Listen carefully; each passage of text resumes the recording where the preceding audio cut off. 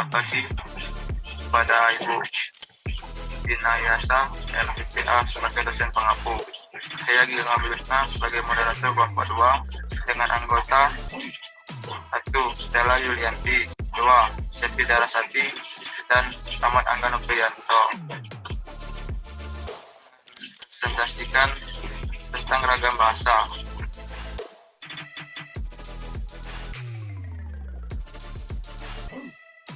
Satu, pengertian ragam bahasa.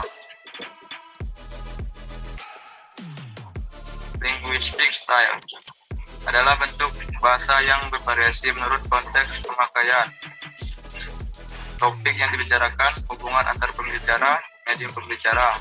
Dalam pengertian ini, ragam bahasa berkontras dengan dialek, yaitu varian dari sebuah bahasa yang berbeda-beda menurut kelompok pemakai atau wilayah penuturan. Istilah ragam bahasa sering dibedakan dengan varietas bahasa, yaitu bentuk bahasa yang diperbedakan tanpa menitikberatkan secara khusus pada karakter variasinya.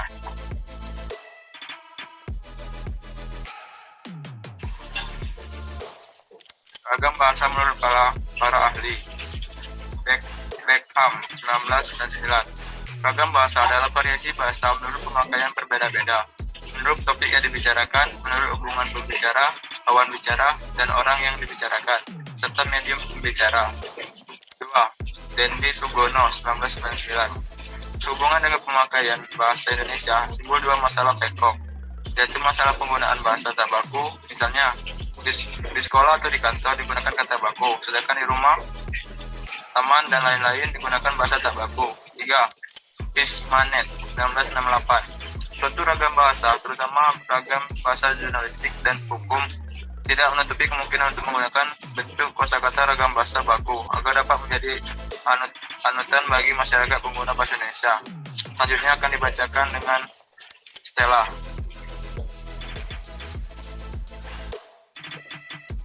Selanjutnya, macam-macam ragam bahasa Indonesia. Indonesia terdiri atas berbagai macam suku, budaya, agama, hingga bahasa dari unsur lain. Bahasa menjadi media komunikasi yang digunakan seseorang untuk menyampaikan sebuah pesan atau informasi kepada pihak yang dituju.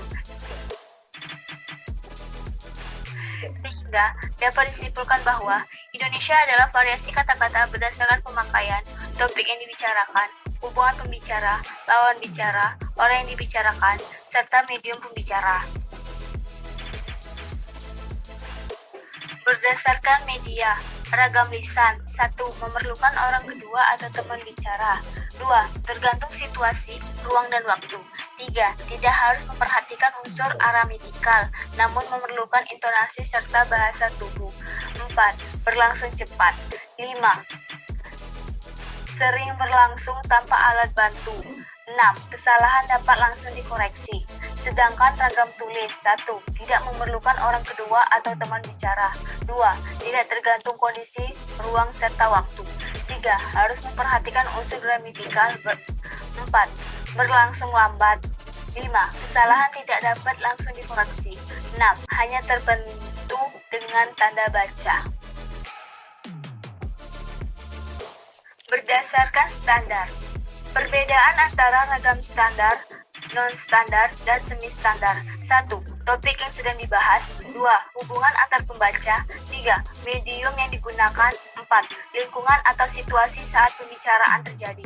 Sedangkan, ciri-ciri yang membedakan antara ragam standar, semi-standar, dan non-standar. Penggunaan kata sapaan dan kata ganti. 2. Imbuhan. 3. Penggunaan konjungsi.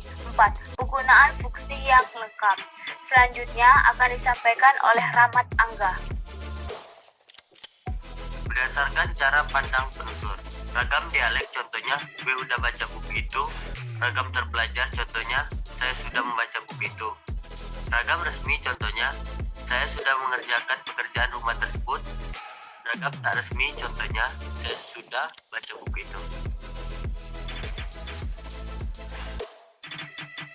Berdasarkan topik pembicara, salah satu ciri ragam tersebut adalah ragam ilmiah. Ragam ilmiah memiliki beberapa karakteristik seperti: pertama, bahasa Indonesia ragam baku. Kedua, penggunaan kalimat efektif. 3. Menghindari makna ganda. 4.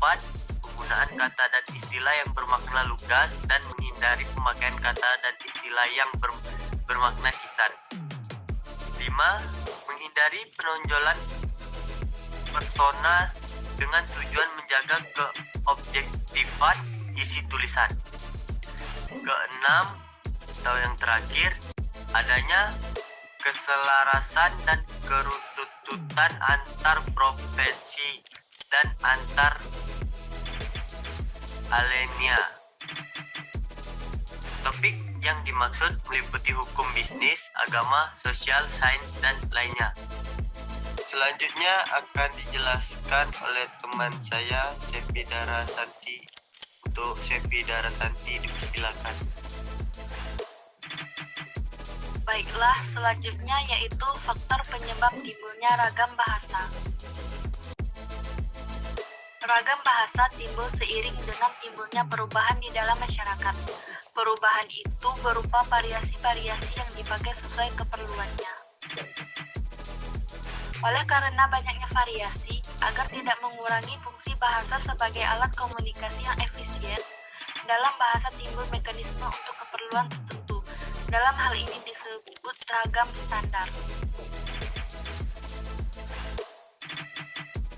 Faktor-faktor ragam bahasa.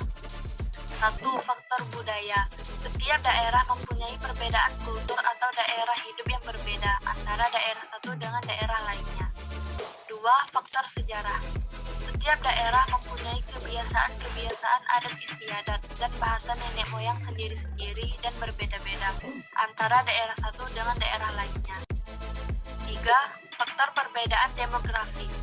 Setiap daerah memiliki dataran yang berbeda, seperti wilayah di pantai, pegunungan yang biasanya cenderung menggunakan bahasa lisan yang panjang dan lebar, disebabkan lokasinya yang saling berdekatan dengan intonasi volume suara yang kecil. Selain faktor-faktor tersebut, ragam bahasa juga terjadi karena perkembangan zaman di samping perbedaan cara penyampaiannya atau logat bahasanya. Sekian, terima kasih. Saya kembalikan ke moderator. Baiklah, terima kasih kepada teman-teman dan Ibu Pinayasa MTTA telah menyempatkan waktunya untuk melihat presentasi dari kelompok kami. Pada teman-teman yang ingin bertanya, silakan bertanya di kolom komentar. Terima kasih.